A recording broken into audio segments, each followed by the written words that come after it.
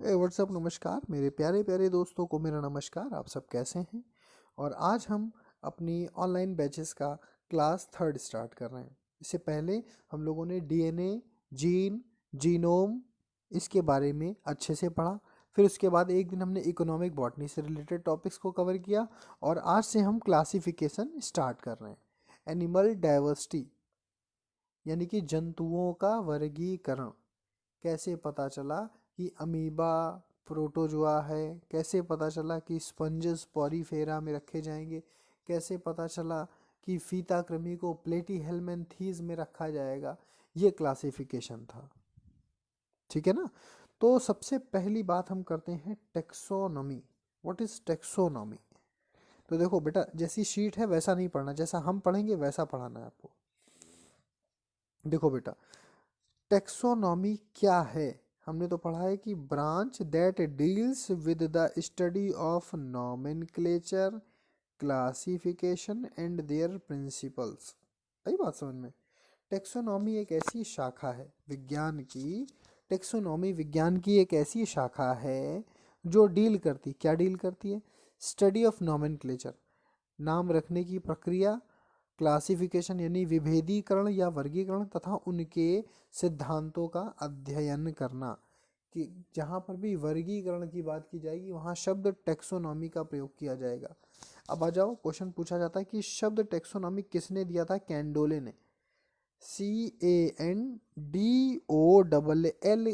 आप नोट करते चलना, हर एक चीज़ को नोट क्या करना, हम आपको PDF प्रोवाइड करा देंगे, बस आप ध्यान से सुनते चलना। शब्द शब्द टेक्सोनॉमी, शब्द टेक्सोनॉमी किसने दिया था बेटा? कैंडोले ने। फिर क्वेश्चन पूछा जाता है कि अगर टेक्सोनॉमी को हम ब्रेक करें तो दो भागों में इसको बांटा जाता है, that is Texas and nomos. तो टेक्सिस मतलब होता है अरेंजमेंट एंड नोमोस मतलब होता है लॉ। बात समझ में आई बेटा कि नहीं समझ में आई? टेक्सिस मतलब होता है अरेंजमेंट एंड नोमोस मतलब लॉ। नियमों के आधार पर अरेंजमेंट करना, विभेदीकरण करना, that is known, that is called taxonomy. बात समझ में आई कि नहीं? ठीक है, फिर आगे बढ़ते हैं। देखो बेटा, कह रहे हैं कि हिस्टोरिया एनिमेलम, नाम सुना होगा आपने, बुक है एक, हिस्टोरिया एनिमेलम। ये क्या है?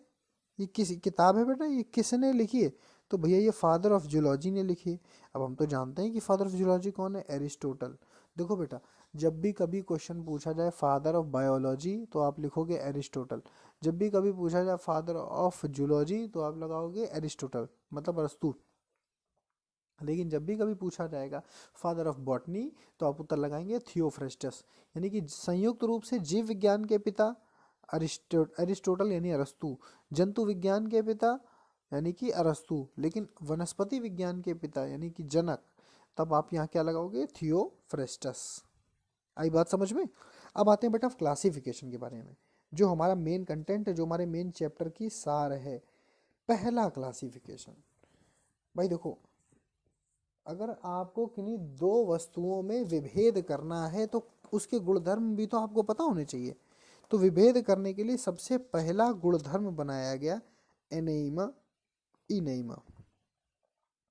भाई वैज्ञानिक जो थे वो इस चक्कर में पड़े हुए थे कि क्लासीफाई कैसे करें, अलग अलग कैसे करें। तो क्लासीफाई ऐसे किया गया बेटा जंतुओं को कि those animal which done which don't have RBC, ऐसे जंतु जिनमें क्या नहीं पाई जाती थी? आरबीसी, उनको कह दिया एनेइमा। और ऐसे जंतु जिनमें आरबीसी पाई जाती थी, आरबीसी पाई जाती थी, उनको कह दिया इनेइमा। बोलो, बात समझ में आती ही नहीं? ठीक है, तो क्लासिफिकेशन किया गया तो इनेमा और एनेमा। एनेमा मतलब जिनमें आरबीसी एब्सेंट हो, और इनेमा मतलब आरबीसी प्रेजेंट हो। तो एनेमा में एग्जांपल क्या दे दिया है? स्पंजेस, हाँ ठीक है, नहीं होता। स्निडेरिया, हाँ नहीं होता। मोलस्का, हाँ नहीं होता। और जो इनेमा जिनके पास आरबीसी है तो मैमल्स हो गए। बोलो भाई, मैमल्स हो गए, एवीज हो गए, बर्ड्स हो गए। बर्ड्स को ही एवीज कहा जा सकता है। ठीक है, तो यहाँ पर जिसमें आरबीसी पाई जाती थी उसको कैटेगरी में रख दिया इनेमा, और जिसमें आरबीसी नहीं पाई जाती थी उसको कैटेगरी में रख दिया एनीमा या एनीमा, जो भी आप कह सको। तो यानी कि विभाजन किया जा रहा था जंतुओं के मध्य, कुछ जो अंतर थे उनको ढूंढकर उनमें क्लासिफिकेशन किया जा रहा था वैज्ञानिकों के द्वारा। फिर जब इनेमा कैटेगरी में गए तो वहां पर आगे बढ़ के देखा कि दो एक कैटेगरी और, कुछ अंडे देने वाले जीवधारी थे, कुछ बच्चे देने वाले जीवधारी थे। अब बच्चे देने वाले यानी विविपेरस यानी जरायुज, विविपेरी को अंग्रेजी में हिंदी में कहते हैं जरायुज, ठीक है। और अंडज को इसको अंडज, ठीक है बेटा। ओवीपेर को कहते हैं अंडज और विविपेरा को कहते हैं जरायुज।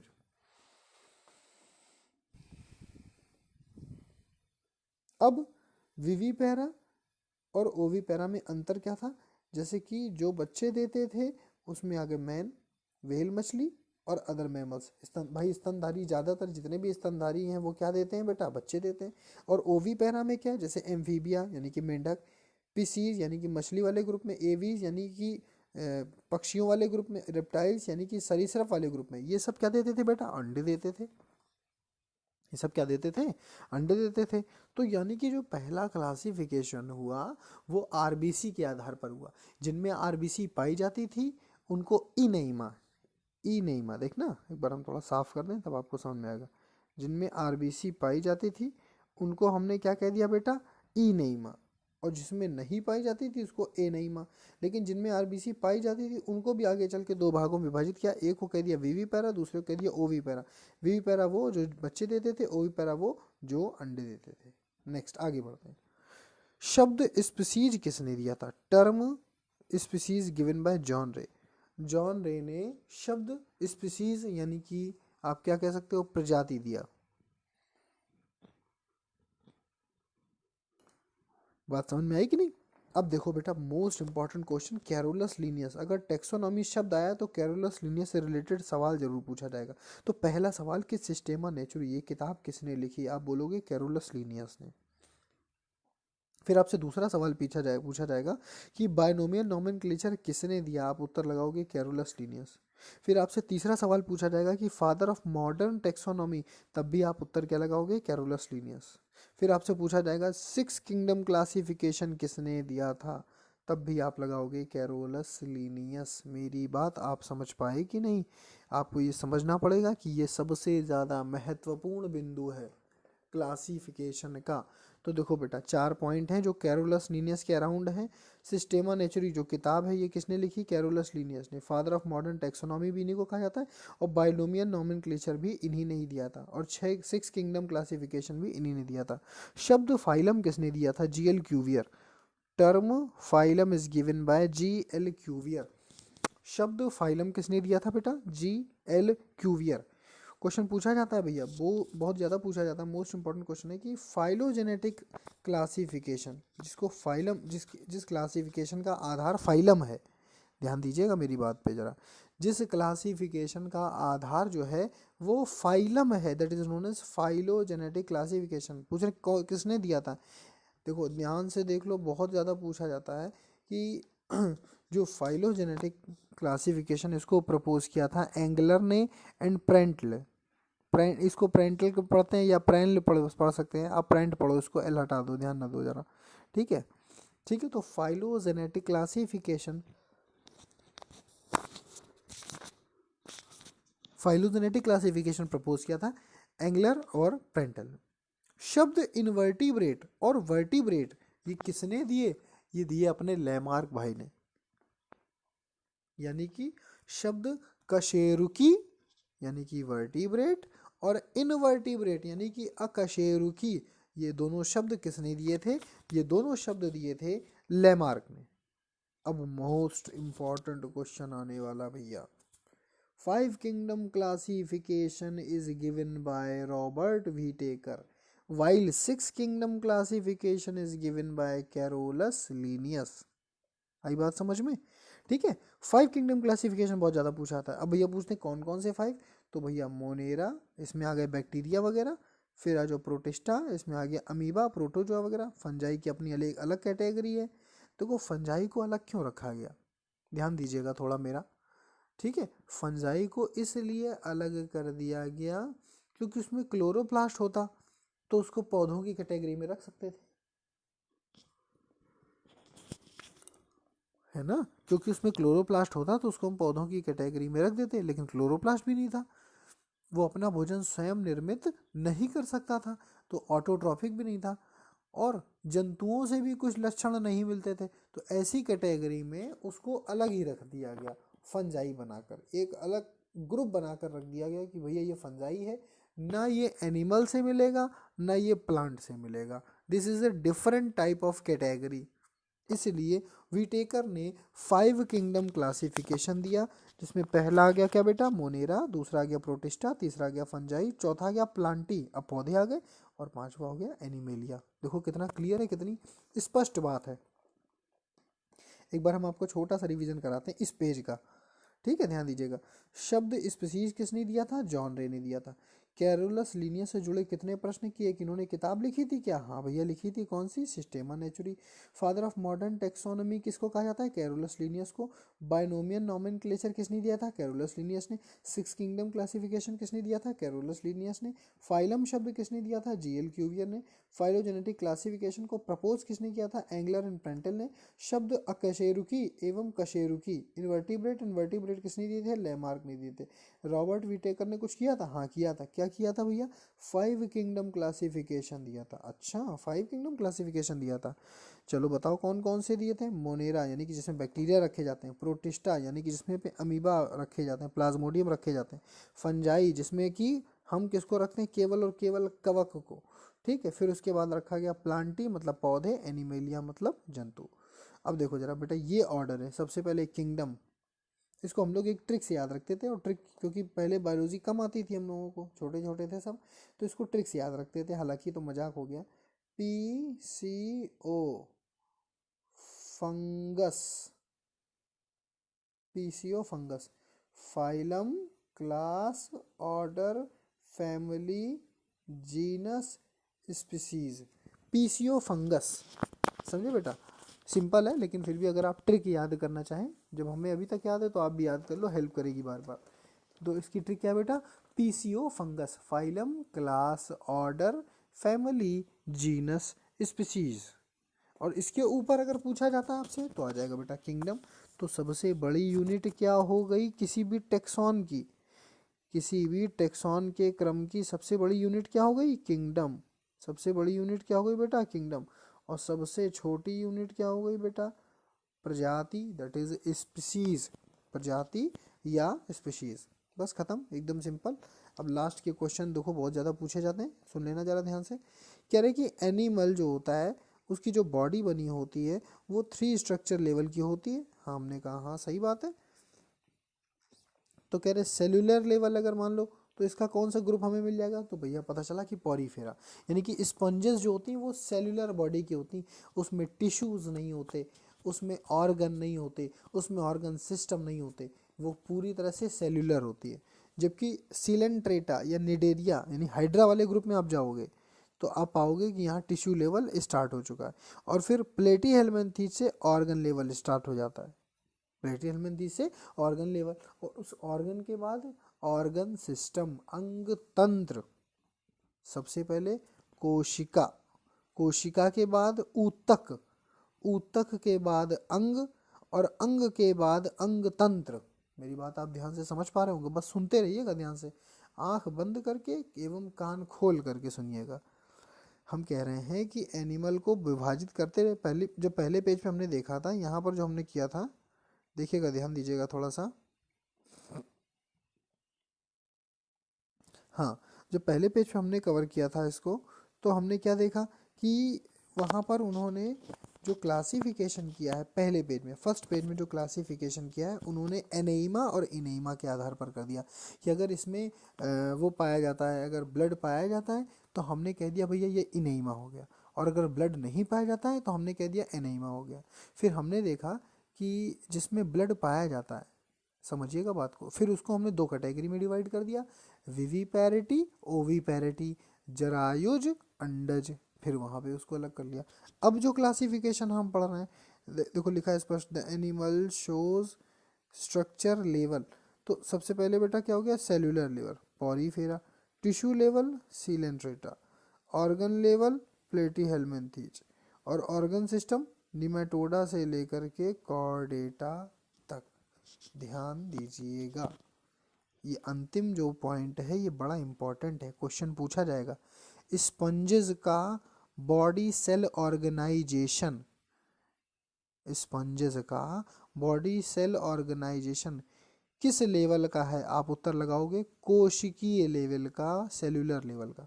फिर आपसे पूछा जाएगा फीताकृमि में किस प्रकार का बॉडी ऑर्गेनाइजेशन पाया जाता है, आप बोलोगे अंग लेवल, अंग सिस्टम, ऑर्गन लेवल।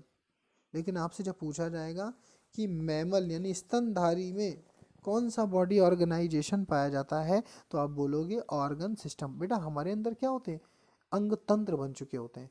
स्टार्टिंग कहाँ से होती है, अमीबा के पास से एक सेल बनी, फिर यूनिसेलुलर से धीमे से आए मल्टी सेलुलर में। वैसे भी हम लोग जब पढ़ते हैं तो पढ़ते हैं सबसे पहले किसका निर्माण होगा, कोशिका का।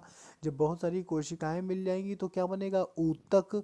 जब बहुत सारे ऊतक मिल जाएंगे तो क्या बनेगा, अंग। और जब बहुत सारे अंग मिल जाएंगे तो बनेगा बेटा अंग तंत्र। मेरी बात आपको समझ में आ रही है कि नहीं, तो क्या बनेगा बेटा, अंग तंत्र। तो हमने 2 स्लाइड देखी, उसका तो हमने रीजन कर लिया, इसको एक बार देख लेते हैं। टेक्सोनॉमी की अगर हम बात करें बेटा, तो इसको शब्द दिया था कैंडोले ने, और ये अध्ययन है किसका, अरेंजमेंट ऑफ लॉज, यानी कि नियमों के आधार पर जो विभाजन किए जाते हैं उसका अध्ययन हम टेक्सोनॉमी के आधार पर करते हैं। नॉमेनक्लेचर पढ़ते हैं, क्लासिफिकेशन पढ़ते हैं और प्रिंसिपल पढ़ते हैं। हिस्टोरिया एनिमेलम क्या है भैया, किताब है। किसने लिखी, अरस्तु ने। इनको फादर ऑफ जूलॉजी कहा जाता है। पहला क्लासिफिकेशन एनीमा इनेमा, जिनमें खून नहीं वो एनीमा, जैसे स्पंजेस, निडेरिया और मोलस्का। इनेमा क्या होते हैं, जिसमें कि आरबीसी पाई जाती है, ब्लड पाया जाता है। इसको भी 2 भागों में विभाजित किया, विवीपेरा ओवीपेरा। विवीपेरा वो जो जरायुज होते थे, ओवीपेरा वो जो अंडे देते थे। तो ये हम लोगों ने आज की स्लाइड कंप्लीट की। आज से हम लोगों ने एनिमल डाइवर्सिटी पढ़ना प्रारंभ किया है। इससे संबंधित हम एक एक प्रश्न लगाते चलेंगे, क्योंकि टीजीटी की परीक्षा में लोअर प्लांट और लोअर एनिमल से बड़े सारे क्वेश्चन पूछे जाते हैं। 30-30, 30-30 तक क्वेश्चन पूछे जाते हैं, दोनों मिला दिए जाए। यानी कि अगर हम बात करें बैक्टीरिया, फंजाई और आपका जिम्नोस्पर्म, टेरिडोफाइटा, ब्रायोफाइटा, अगर पौधे की बात करें, और अगर जंतुओं की बात करें तो प्रोटिस्टा से लेकर के प्लेटीहेल्मिन्थीज तक, यहाँ तक कि आर्थ्रोपोडा तक बहुत क्वेश्चन पूछे जाते हैं। फैमिली से इनको बड़ा प्यार है, तो ये क्वेश्चन बहुत रखते हैं, इसलिए हम लोग इन चैप्टर्स को थोड़ा सा लंबा खींचेंगे। लेकिन कोई बात नहीं, हमारे कॉन्सेप्ट क्लियर होने चाहिए और एग्ज़ाम हॉल में हमें हमारा प्रश्न का उत्तर पता होना चाहिए। आपको पढ़ाई कैसी लग रही है, सारी चीज़ें आपको समझ में आ रही हैं कि नहीं आ रही हैं। देखो बेटा हम कतई जल्दी नहीं कर रहे हैं, धीमे धीमे एक एक चीज़ पढ़ा रहे हैं। जब तक डेट आएगी तब तक हम बहुत कुछ कवर कर चुके होंगे, ठीक है। और हमें सिलेबस ख़त्म कराने से पहले भी मतलब नहीं था, हमने आपसे पहले भी कहा था कि जिसको सिलेबस ख़त्म करना हो वो मुझसे कतई ना पढ़े। जिसको पढ़ना है, जिसको समझना है, आप केवल इसी परीक्षा के लिए नहीं पढ़ रहे हैं, आप केंद्रीय विद्यालय के लिए, आप नवोदय विद्यालय के लिए, आप DSSB के लिए, आप किसी के लिए भी पढ़ रहे हो, आप ये बैच ज्वाइन कर सकते हैं। अच्छे से पढ़िए, मन लगा कर पढ़िए। जो भी चीज़ें आपको लगता है कि कठिन है वो आप ही को लगता है, कठिन वठिन कुछ नहीं है। अगर आप मन लगा के एक बार जुट जाएंगे मेहनत से तो कोई भी चीज़ कठिन नहीं है। अब मूल बात पर आते हैं। मूल बात यह है कि आप प्रश्न ज़्यादा से ज़्यादा लगाइए। जितने ज़्यादा आप प्रश्न लगाएंगे, थ्योरी तो हर पूरे यूट्यूब थ्योरी से भरा है भैया, किसी का भी चैनल खोल लीजिए और यूट्यूब पर देख डालिए, थ्योरी आपको सब बता देंगे। क्वेश्चंस नहीं लगवाता कोई, इसीलिए हम लोग जो भी कुछ पढ़ रहे हैं ये क्वेश्चन बेस्ड है। ये सारे जो भी कुछ आपको दिख रहा है ये सब क्वेश्चन बेस्ड है, सीधे सीधे क्वेश्चन पूछे जाते हैं। हिस्टोरिया एनिमेलम किसने लिखी, तो भैया फादर ऑफ जूलॉजी यानी अरिस्टोटल ने लिखी। इनेमा क्या होता है भैया, जिनके पास आरबीसी होती। एनेमा क्या होता है भैया, जिनके पास आरबीसी नहीं होती। दोनों का क्लासिफिकेशन हो गया, ओवी पैरा, वीवी पैरा, ये सब वो क्वेश्चन है जो बहुत पूछे जाते हैं, ठीक है ना।